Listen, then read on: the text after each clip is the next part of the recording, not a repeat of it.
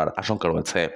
এ কারণে ভারতসহ আক্রান্ত দেশগুলো থেকে আগত যাত্রীদের ক্ষেত্রে দেশের সব স্থল, নৌ ও বিমানবন্দরের IHR ডেস্কে নজরদারি জোরদার করার নির্দেশ দেওয়া হয়েছে।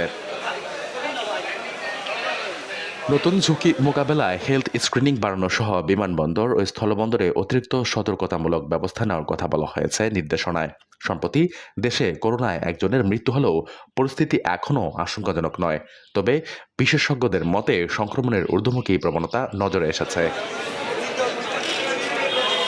ICD-DRBর গবেষকেরা দেশে করোনার নতুন ধরন XFG শনাক্ত করার কথা জানিয়েছেন।